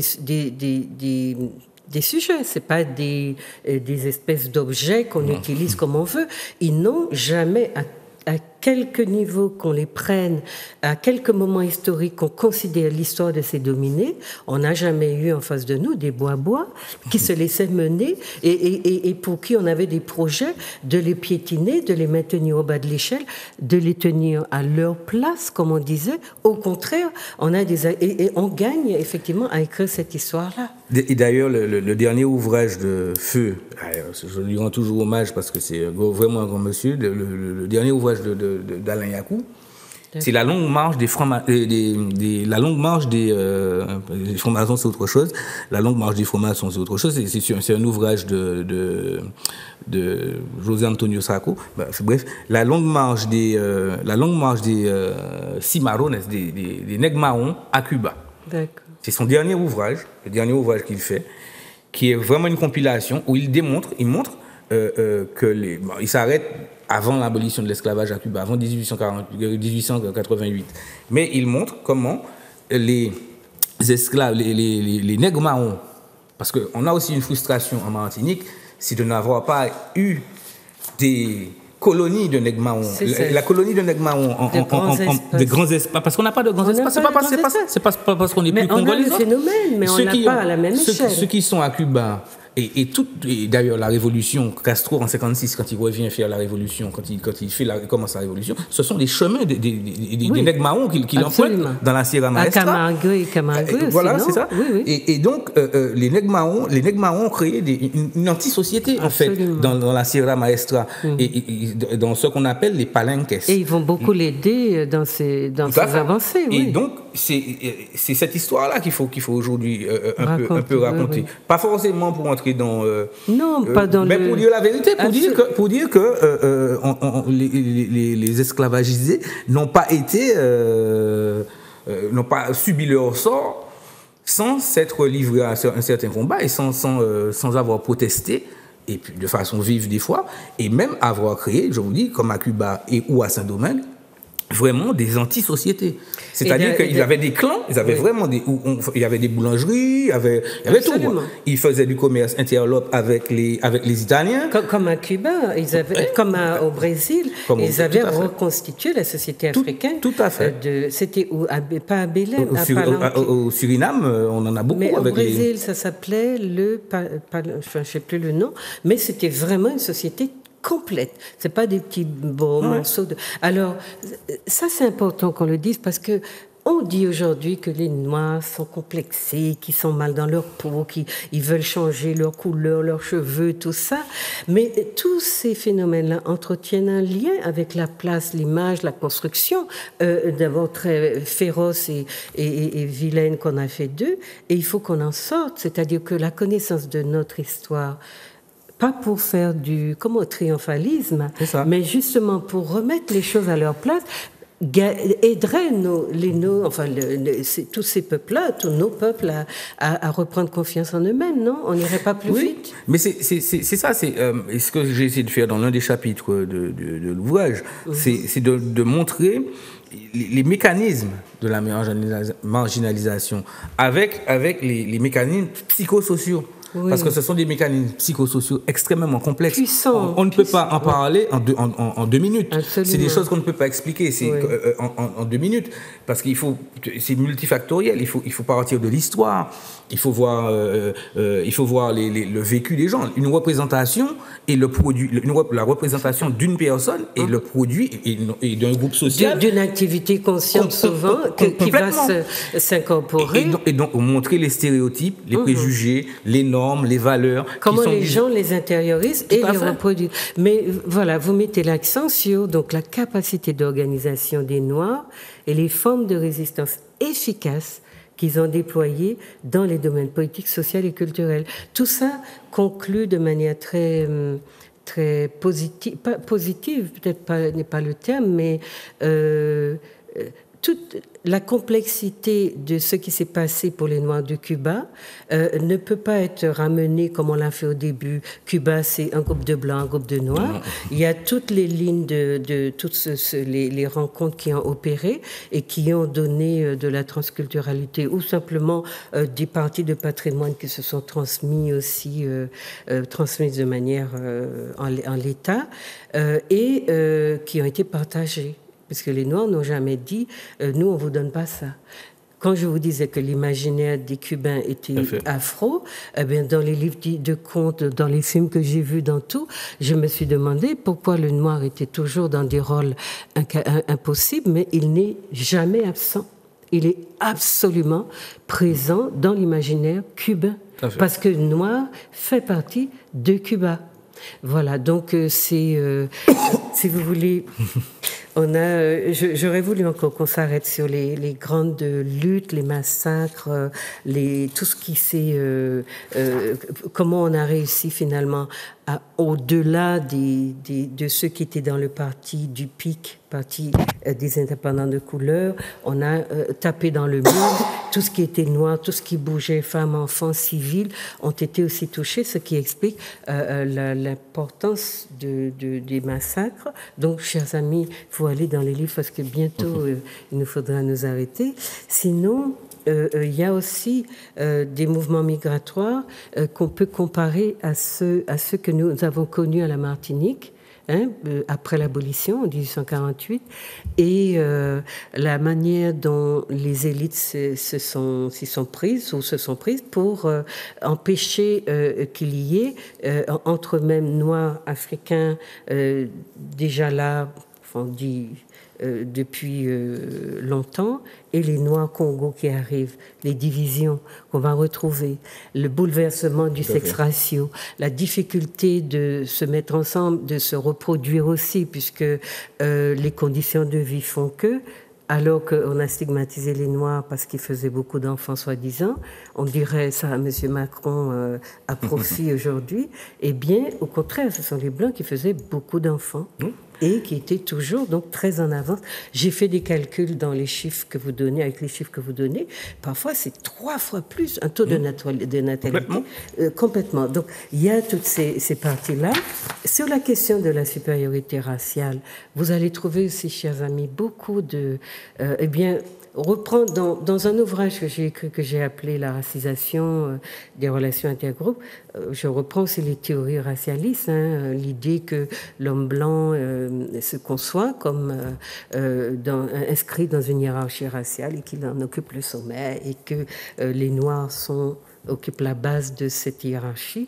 Eh bien, il y a toutes les idéologies qui sont nées de ces considérations qui sont absolument... délirante. Il n'y a pas d'autre mot, les psychanalystes nous aideraient peut-être à trouver les bonnes définitions, mais en tout cas absolument délirante. Il y a une idéologie aussi absolument anti-métissage qui a fait qu'on n'a pas reconnu donc, tout à fait. Les rencontres et donc ce qui fait ils sont rejetés en fait des deux côtés en fait. Le métis c'est toujours un peu celui qui est à la frontière, il est ballotté entre les deux, il ne sait jamais où se mettre. Et lui aussi, voilà, et lui aussi sa destinée n'est pas tout à fait tendre des fois. Hein. Mais ce qu'il faut, ce que j'aimerais aussi souligner à ce que vous dites, c'est que dans les années 30, vraiment on est passé du racisme au préjugé aujourd'hui. C'est pour vous montrer que le racisme était tellement fort à Cuba, c'est que même Batista, il n'était pas encore tout à fait le dictateur qu'il était, mais il était déjà un personnage en vue à Cuba dans les années 40, était interdit d'entrer au Yacht Club de La Havane. On lui interdisait, alors qu'il était déjà... pratiquement président de Cuba. Oui, de Cuba. Il était interdit d'entrer au Yacht Club. Au Yacht Club n'entraient que des Blancs, pas des Noirs. Les Noirs qui étaient là, c'était pour servir. Et c'est quelque chose qu'on retrouve un peu encore aujourd'hui. Il faut le dire, il faut dire les choses. Hein. Aujourd'hui, à Cuba, il y a encore un peu... Mais Batista n'en a pas tiré le son, apparemment. Hein. Il n'y a pas vraiment de racisme d'État à Cuba aujourd'hui. Mais il y a ce qu'on appelle, il y a encore beaucoup de préjugés. Mais comme chez nous. Beaucoup de préjugés. Oui. Et par exemple, dans les autres l'hôtel, les postes qui sont en avant, hein, c'est-à-dire à la réception, etc. Oui, en rapport avec la clientèle, ne sont pas donnés aux Noirs. Vous l'avez souligné aussi. Tout à fait. Lorsque vous parliez de la ségrégation raciale dans le monde du travail, vous avez beaucoup abordé ces questions-là. Il y a beaucoup de choses dont on pourrait encore parler. Ce que je vais utiliser comme conclusion, parce qu'on est pratiquement sur la fin, vous dites que le noir de Cuba, et vous le répétez, c'est vraiment comme un leitmotiv chez vous, le noir de Cuba ne fut donc jamais représenté dans les institutions et dans la société cubaine proportionnellement à son poids démographique dans la population. C'est ça. C'est exactement ça. C'est-à-dire, quand ils étaient 3 millions, on voyait comment on pourrait dire, un petit égaré, un petit pruneau dans un bol de lait, ici ou là. Mais ce que vous avez raconté quand vous avez ouvert le journal du Parti communiste, que vous avez vu les élus et que vous n'avez repéré que deux Noirs. Que deux Noirs dans les sur la masse des élus. Voilà. Et dans la vie politique cubaine des 3 premières décennies, il n'y en a que 2 qui comptent aussi. Mais ça et puis c'est notre, mais compte-tu. Voilà, mais ça, historiquement, donc on a des références, mais ça se dit difficilement à Cuba. Je me rappelle qu'on en parlait pour les femmes de Cuba. On demandait où étaient les femmes noires, puisqu'on ne les voyait pas beaucoup. Et les femmes, c'était une rencontre de l'AEC, Assemblée de la Caraïbe, qui s'est tenue en fin d'année dernière. Et il était impossible de dire aux Cubaines qui étaient là, qui étaient des femmes blanches, que les femmes noires étaient invisibles. Les Cubaines noires étaient invisibles. Et elle vous disait, non, c'est pas vrai, il y a tant de pourcentage de députés, tant à l'université. C'est vrai qu'aux dernières élections de février dernier, il y a 1 an pratiquement, il y a beaucoup de femmes, et il y a plus de femmes que d'hommes dans l'Assemblée. Oui. Il y a beaucoup de femmes noires qui ont émergé. Parce que Castro lui-même a reconnu, Raoul a quand même reconnu, je ne me souviens plus quand, mais il n'y a pas longtemps, un peu avant de partir, qu'il y avait encore un problème racial à Cuba. Il a quand même avoué. De toute façon, dès le début, la révolution, mais ça c'est une autre histoire, a un problème, puisque Carlos Moore a quand même bien dénoncé ce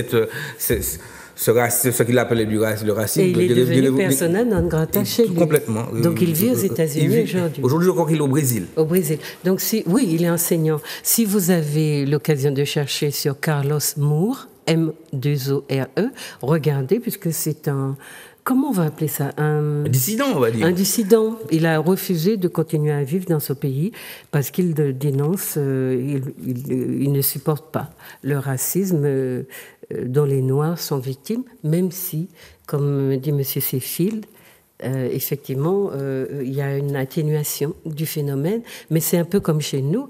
Ça n'est pas dans la Constitution, ça n'est pas dans... etc. C'est pas formel, mais c'est très informel. Et les hommes vivent à 90% dans de l'informel. Donc imaginez-vous le mal, le bazar que cela cause d'être sans arrêt confronté à ces difficultés qui sont racisantes, racialisantes, tout ce que vous voulez. Donc je voulais qu'on parle du passage de M. Obama rapidement, mais bon, on n'en aura pas le temps. C'était pour vous dire que les Noirs continue, il y a une tranche de la population qui continue à vendre sa culture sous le manteau, qui ne le fait pas de manière très officielle, dire ça c'est du son Cuba, mais on peut acheter du son afro, typiquement afro, chez des afros, on peut vivre des choses qui sont organisées autour de la culture africaine par une composante noire cubaine qui veut se maintenir dans cette définition d'elle-même, tout en étant cubaine, mais qui reproche à sa société d'être raciste et de l'avoir contrainte de choisir ça. Donc, il y a beaucoup d'autres... Quand Obama est allé là-bas, justement, ils ont essayé de faire rendre visibles certains aspects de leur lutte, mais ça a été quand même assez mal vu, et le pouvoir n'a pas du tout pris ça, vu ça d'un bon œil. Donc, on continue dans cette volonté de faire des Cubains un peuple, mais on doit continuer à lutter contre ce qu'on appelle le racisme informel, qui est très puissant dans quelques pays de la Caraïbe qu'on aille. Donc, vous voulez dire vos au revoir, faire vos au revoir? Ah oui, bien, je voudrais vous remercier de m'avoir invité pour cet ouvrage qui fait partie d'une partie de ma vie, mais puis qui recommence à le faire puisque je vais réentamer un certain nombre de recherches. Mais c'était assez, on est intarissable là-dessus, hein, des fois, on peut en parler pendant des heures. Hein. Il y avait tellement de choses à dire. Peut-être qu'une heure et demie, c'était pas. Mais bon, il ne faut pas non plus lasser. On donne rendez-vous, on donne envie de lire. Et puis bon. Et puis je crois que c'est quand même d'aller voir un peu ce qui se passe chez nos voisins immédiats qui ont un peu vécu les mêmes choses que nous. À peu de choses près. De voir qu'il y a les mécanismes mentaux, des mécanismes des stratégies de lutte qui se mettent en place, qui sont similaires et qui nous font dire, c'est ça, et puis qui nous font dire finalement que nous sommes tous pareils, nous sommes tous semblables. Hein. Même les blancs dominés mettent en place des stratégies pour se libérer de leur esclavage. Hein. Moi, j'ai lu un livre sur l'esclavage des blancs. Et c'était à peu près les mêmes stratégies qui étaient mises en place. Mais non, il y a les dominants, et lorsqu'on leur a fait croire qu'ils étaient supérieurs, ils arrivent à un carrefour, ils se rendent compte qu'ils sont traités aussi comme les dominés colorés. Donc voilà, chers amis, j'espère que vous avez eu du plaisir à écouter ce débat avec M. Céphile, qu'il vous a donné envie de lire son ouvrage. En tout cas, il est tellement riche que je peux vous assurer que nous n'en avons abordé que peut-être un tiers du contenu. Donc, si comme il le promet, il continue à travailler sur la thématique, je vous assure que cela vaut le coup de s'y intéresser, parce que quand il nous parle de Cuba, il nous parle de nous. Voilà, bonne soirée, bon après-midi, puis faites pour le mieux, faites remonter vos avis si vous voulez. Si vous voulez le contacter, appelez la rédaction 71 27 27. À bientôt.